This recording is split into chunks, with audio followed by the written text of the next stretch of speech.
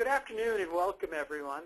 I'm Frank Days, VP of Marketing here at Tesora, and on behalf of everyone on both the Mirantis and Tesora teams, we'd like to welcome you to our webinar this afternoon. The topic we'll be talking about today will be Introduction to Database as a Service using OpenStack Trove. Before we get started today, I just wanted to take a few minutes and go through a few housekeeping items. I wanted to introduce our two speakers. First of all, joining us from Mirantis is Kamesh Pemmaraju. He's Director of Partner Marketing. And sitting right beside me is Ken Rugg, CEO of Tesora. Just as a reminder about the timing, we scheduled this originally for an hour. However, we try to respect your time and keep the presentation to around 30 minutes, and then leave some time after that for Q&A. If you haven't already noticed, your lines are muted on the other end, so there won't be any background noise. If you do have questions, you can submit them through the questions panel or the chat window on your GoToWebinar software. We are recording this presentation, and we will be making the slides and recording available via the Tesora blog or the Mirantis blog afterwards.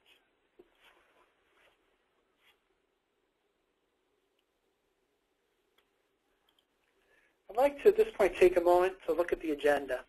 We'll start with a really brief introduction to OpenStack and OpenStack Distribution.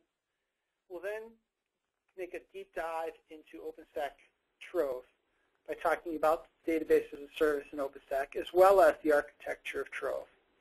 And finally, we'll wind it up with some tips for you to get started using Trove. And finally, tie it all together, talking about Mirantis and Tesora and how they can help you with OpenStack, database as a service.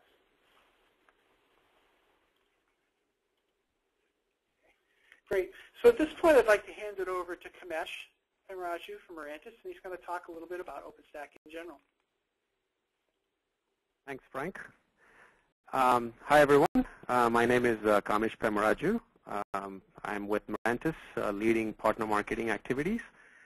So first, I wanted to quickly talk about OpenStack and why OpenStack distributions are important in the grand scheme of things when you are trying to get your cloud into production environments. So when you look at OpenStack upstream, I'm sure some of you have been following the project. It's grown rapidly over the last 3 or 4 years, but upstream OpenStack has multiple projects, as you see on the right, Horizon, Nova, Keystone, Cinder, representing various elements of the infrastructure as a service stack. Now, the many components, as you can see, there are many configurations within those components and many choices and parameters to be tweaked. So that makes it fairly complicated if you want to use the upstream OpenStack bits, unless you're extremely savvy and you're open source, have the open source skills and can download the software and use it. Now, on top of that, there's been a lot of innovation, thousands of developers contributing to the code, and we get new releases every 6 months. So it's not always possible to keep up to date with what's happening in all those different projects, let alone take that code and actually put it into some reasonable production environment. So keeping up with what's happening in the community can be a challenge. Now, of course, the open source projects don't have any support. This is like any other open source project, like Linux or any other Apache projects. They are open source projects effectively being contributed by the community.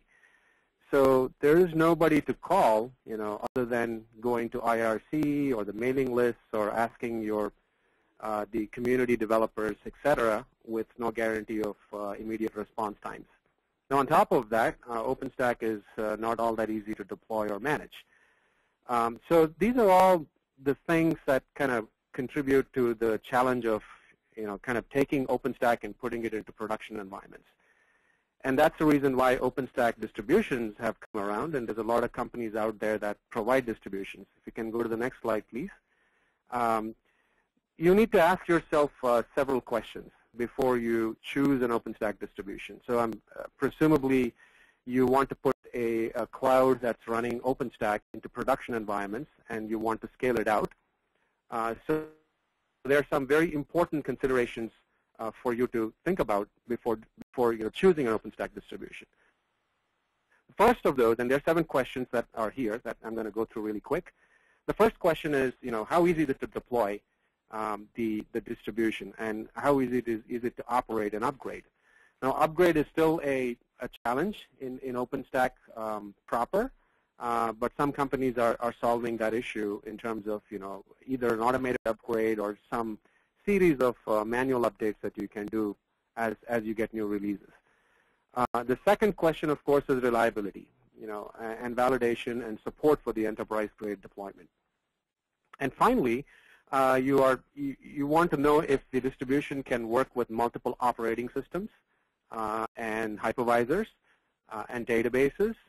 And if you have a lot of existing storage and network technologies already in place, your existing infrastructure, does it work with those? And then, you're obviously interested in some kind of a support model, whether it's a premium support model or a regular, 5 days, 8 hours support model. You want to know what options you have available and whether there's expertise to back it up. If you get a production issue and you have a mission-critical problem, you need to get on the phone and get that problem solved with a certain SLA. And that's where premium support becomes extremely important. And then, as you probably know, OpenStack has a lot of vendors developing what are called plugins, which are effectively vendor products that get hooked up to OpenStack. And there are a number of plugins and drivers available in the upstream community. Now, those drivers and plugins do go through some level of community gating process, if you will, some level of CI/CD and testing process, but it is nowhere near what you would expect for a full-scale mission-critical production deployment. So if the distribution vendor you're working with should have a certification process that is open and transparent, that you can check it out for yourself and see what's being tested and what is not, and then have the peace of mind that those drivers and plugins actually work in a production environment at scale. And then finally, and more importantly, because this is all open source, it's important, at least for some of you, not to be completely locked into a particular stack or software or hardware proprietary hooks. So if you ask yourself these questions, and if you're able to find a distribution that meets those needs, by all means, this is the right way to go ahead and get OpenStack into production. And later on, towards the end of the discussion, I'll speak briefly about what Mirantis is bringing to the table in this regard. And with that, I'm going to hand it back to Ken, who will be talking about Trove and Tesora distribution for the databases. Great. Thanks, Kamesh. I'll jump right into it, and hopefully you're all hearing us out here properly. Of course, if you're not hearing us, you're not hearing me, so there you go. First of all, again, I think one of the things that, as people are moving into OpenStack, as Kamesh said, there's a lot of important considerations. And I think one of the things that we've found at Tesora, as we've been working with Trove and working with people that are moving into OpenStack cloud environments and building OpenStack private clouds, is that the database has some special concerns, and there's some particular things. And they're really a lot of the challenges that people face with databases when they move into the cloud are kind of parallel to what they see with other parts of their stack. But sometimes they're even a little bit more challenging in certain ways. And I think one of the, for example, one of the things is that there's a lot of specialization around databases in terms of the expertise of the teams and the DBAs and the folks that really know how to manage databases. Another thing is that, I think, a lot of times, the cloud is all about small, it's footprint and commodity hardware, and leveraging that. And you look at a lot of the traditional databases that have been deployed in the enterprise, and they're often the biggest and baddest machines you've got in your data center. They're the, running on bare metal, running on very, very high, intense, lots of memory, lots of CPU power. As we move into the cloud, people really want to change all that. I mean, they're moving to NoSQL databases, which is, changing, not only the fact that the databases have different architectures, but also the number of databases that people have to accommodate in these new environments because, again, different workloads, because they are running on these different configurations and topologies, network topologies and distributed systems. They need new technologies that they can adopt. And I think that's putting a lot of pressure. What we've seen is that's really putting a lot of pressure on the IT organization and the teams that are, tasked with building clouds that can support both new applications and existing applications. And how will all that management translate into the new world of an OpenStack cloud? When so into that void is kind of where Trove comes in, and for the OpenStack environment, Trove is the database as a service option for OpenStack, and it is the kind of prescribed way to manage databases and provision kind of self-service database capacity for your users that are moving into an OpenStack cloud. I think that it provides, one of the things that's important is it does provide APIs for both developers and your operations staff, and it gives you a way to manage, not just Oracle and maybe your traditional system or only one system or MySQL. It gives you a way of managing both SQL and NoSQL and lots of different brands of that as well.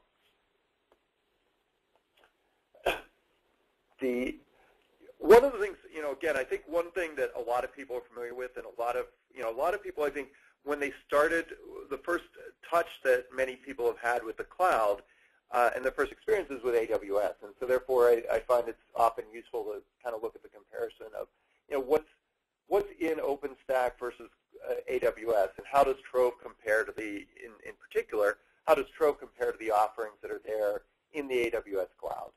And, again, there's a lot of analogies between Nova to EC2 and S3 to Swift. But, when you look at Trove, it's not quite as one-to-one. And there's a pretty good reason for that, right? Trove isn't just DynamoDB. It's not just RDS. It's not just, Redshift for data warehousing. It actually incorporates all of that. And really the big reason for that is that the constituency of the OpenStack cloud and the private cloud in general is different than Amazon, right? Amazon has a great team, and they work hard to make it easy for people to move into their cloud environment. But the people that are responsible for those internal APIs, those operational APIs, and administering the cloud are all Amazon employees. So they care not quite so much about how those people are being served in this, because again they'll just make sure that it's, as long as the user experience is good, they don't have to worry quite so much about whether their employees are happy with the APIs and the UIs and the management capabilities that are out there. Whereas in an OpenStack cloud, it's really critical that the operations staff is just as productive as your development team. And so therefore, having different and fragmented operational APIs for all the different database technologies that you may have is, can be a challenge for your operations team. And you want to be as lean as possible in this kind of environment. So Trove really strives to give you one consistent interface, one consistent model for how you drive operations across that entire group. So if you look at, great, changing the slides. There we go. If you look at the Trove's mission statement, the OpenStack Trove mission statement is again not surprisingly, to build a scalable and reliable cloud database as a service, and again to support both relational and non-relational databases. I think that's really a key thing, and to do that in an open source framework, not too surprising there. And I think one of the things too, when I look at Trove and when we talk about Trove, one of the things that people ask is, well, is it really just provisioning? And can I just, write a script that will, stand up an instance of MySQL, and is that all that Trove is? Well, actually, no. Trove gives you a lot more than that, in that it gives you the ability to kind of manage the full life cycle of those databases that are being managed by Trove and being operated by Trove. It gives you a way of tuning the system. It gives you a way of, setting proper defaults. It gives you a way of managing the life cycle in terms of creating database schemas, in creating, enabling, some of the security features like who's the root, whether you have root access on the machines, whether you're able to, create replicas and, things like that. It also gives you ability to do security. Again, another thing is that when you look at where Trove is in use today, Trove is actually in production use today, and I think that's one of the things that's really great. I mean, Trove was really introduced as part of the integrated release of OpenStack fairly recently. It was part of the Icehouse release that was shipped in April of 2014, so just less than a year ago that it became part of the integrated release. But I think because we've, as is the case often with open source projects, there were some folks that were already on board and were starting to use the project, and were starting to also contribute to the project early on. And that's, eBay as being being a company that had jumped on, needed the capabilities within their own private cloud. And then within the public cloud arena, there's HP's cloud relational database and Rackspace's cloud database offerings were both based on Trove and were being used there. And in particular, going back to eBay, I think something that's very interesting is they're actually using the Trove infrastructure to deploy many different types of databases. There's 5 different databases that they've deployed already in Mongo and MySQL and Redis and Cassandra, so both SQL and NoSQL. They're running it across regions. They're using it to support production workloads. So again, it's when you look at that, I think it's a really good testament for the fact that Trove is ready for the real world. When you look at the use cases that people are using for Trove, there's a number of different scenarios there. I think one of the big things that people get started using Trove is in development and testing. I always say it's one of my pet peeves is when people start talking about OpenStack and say, well, yeah, but a lot of people are just using it for development and test. And I think that really undersells the importance of product development and testing and software engineering in the enterprise and the amount of work that's going on there. Again, I think while it may be the case that that yes, there's a natural life cycle where people do development in projects, they build things, and then they roll them out into production, that doesn't mean that development and making developers more productive isn't a really valuable and really important task in the overall grand scheme of things. So, again, I think that's an important use case, and Trove can make their lives much easier by giving them more agile infrastructure. Of course, web application hosting, as they move into production, like eBay, that's a good first step. And on-demand application analytics, on-demand app analytics, where you may want to do, spin up several servers initially, run a lot of, come up with hypotheses, throw those against the databases, try different database architectures to run those same types of experiments, and then tear them down. Again, because Trove is all self-service, it makes it very easy for a data analyst or a developer to use the technologies in those ways. Now, just going into, so that's how people are using it. Let's go into kind of where, what's the Trove architecture? And I'd say one thing about Trove that's a little bit different than other OpenStack projects is that most of the OpenStack projects are fairly self-contained. If you think about Glance or Swift or Nova, those projects, they may use Keystone for authentication and user management. They may use Neutron to communicate, but mostly they're largely self-contained. Trove is a bit different than that in that it is very much, takes advantage of all of the underlying services. So if it needs to create a virtual machine in which to run a database server, it does that using Nova. If it needs to create a data volume on which to store the database, it uses Cinder if it's going to put that on a block storage system. And then it uses all of those to be able to deliver that kind of environment. Another key piece of the Trove architecture is that it does have a notion of splitting up the responsibilities within the core architecture of Trove between those functions that are general purpose and data store agnostic, and those functions that are specific to data stores. And this is how it gets away with being able to manage all these various very diverse types of data stores in a consistent way. So if you go to the Trove dashboard, which is really kind of the database panel of Horizon, and say back up a database, well, that's going to mean a different thing for many of these different databases that it's supporting. And in fact, it may even mean different things even to a given database. For example, MySQL, you may have different strategies for backing up MySQL. All of that kind of database-specific code that says, here's how you back up, a MySQL database. Here's the, whether that's by MySQL dump or whether it's Percona ExtraDB backup, for example, whatever the technology you're using to do backups, you can, set up that strategy, and then Trove will let you, take advantage of those best-of-breed capabilities of the underlying store. Okay, so now that you have a sense of the architecture, you kind of know why people are using it and how they're using it. How do you get started? Well, first thing, if you want to just use it, I'm sure some of you don't want to worry about how do I develop Trove. You just want to sort of get it out of the box and start using it. You can download Mirantis OpenStack, and then you could download the Tesora device platform, and we'll give you the links for those later in the podcast and in the webinar. If you are a developer, you can go into Git. It's again, it's all open source. It's again very open environment. Here you can either go directly to look at Trove integration.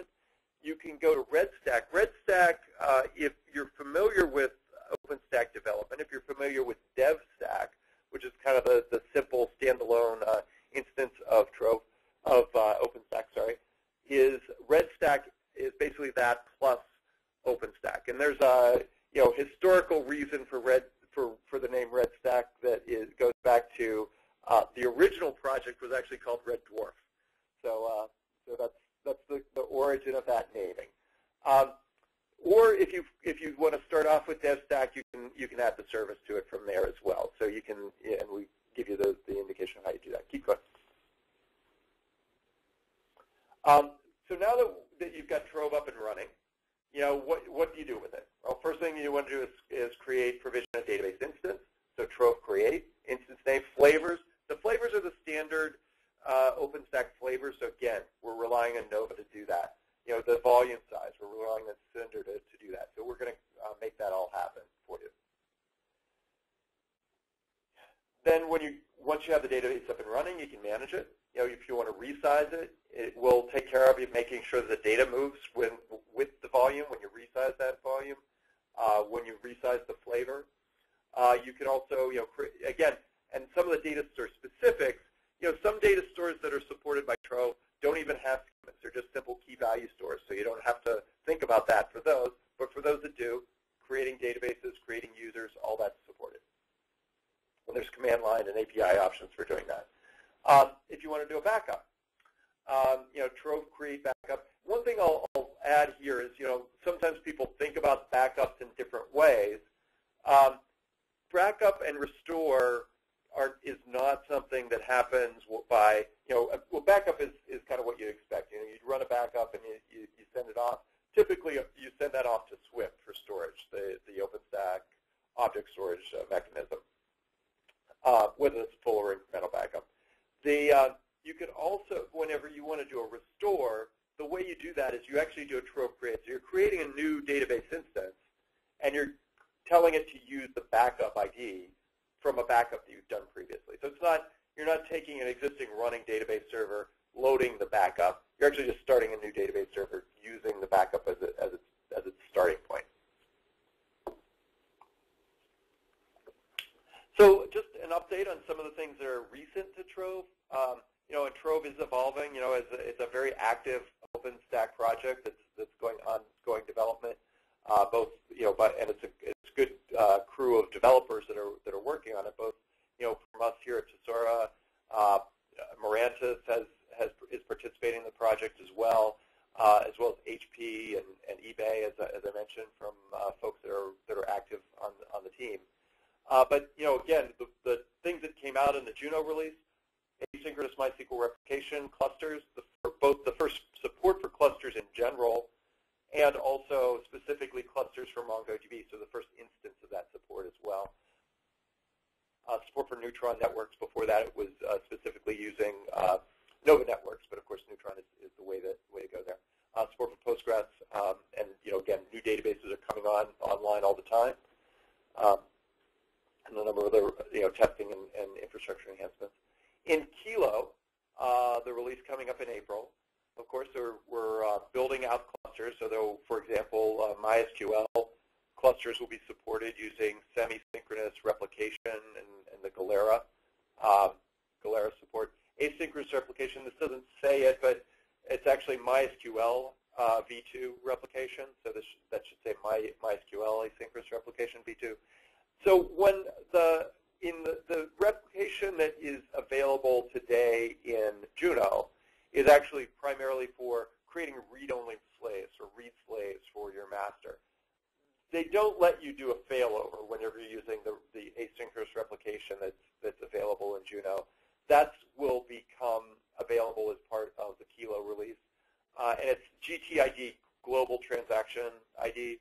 So that basically lets us know, at what point in time do we do the failover and make sure everything's transactionally consistent. So that's how that's being managed.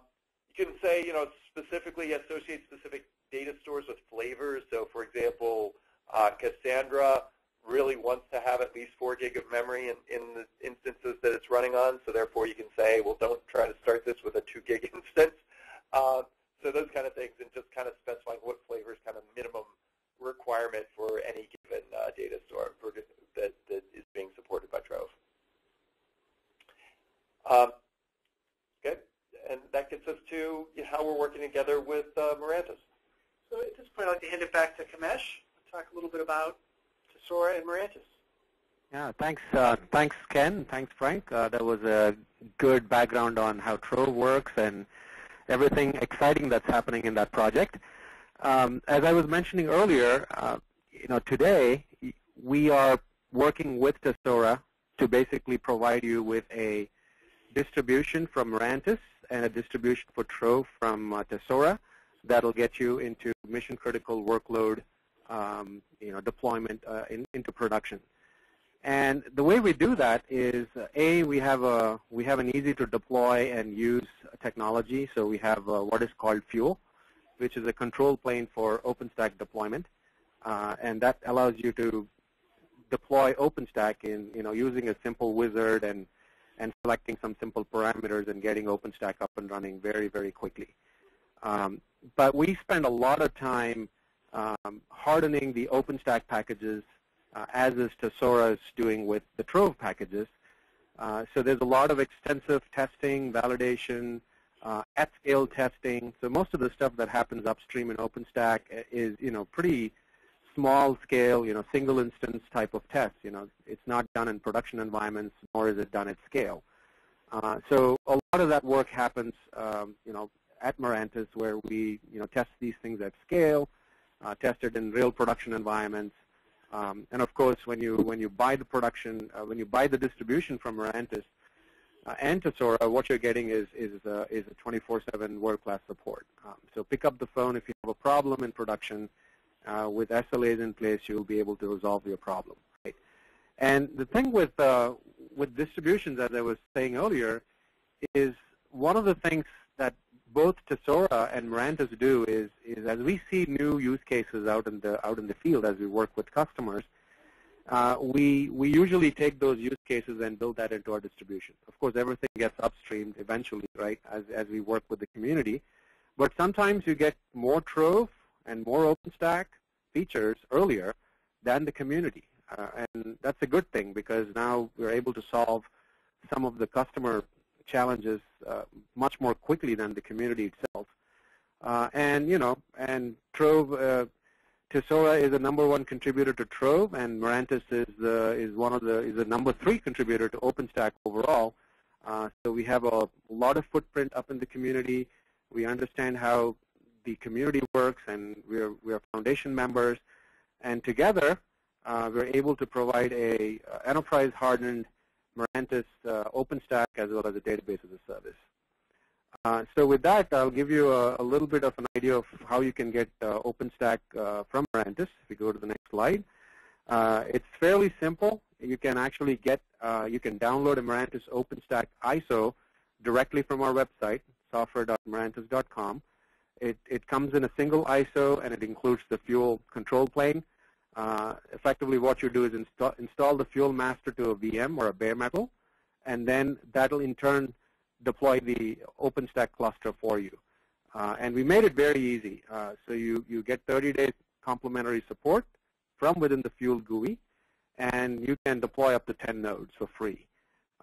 So less friction to get started. You get support right off the bat, and there's plenty of documentation for planning, deployment, and administration online.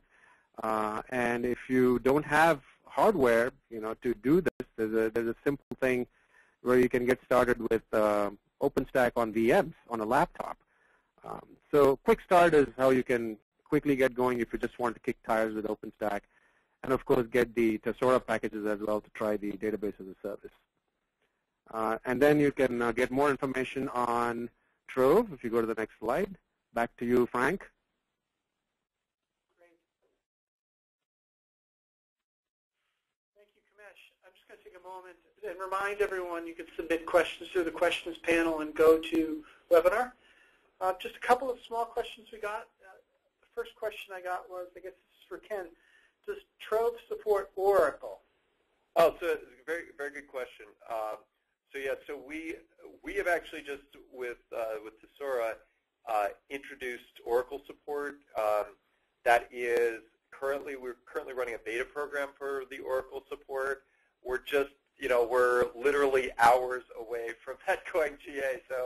So keep an eye open. So it's definitely that was one of the big things.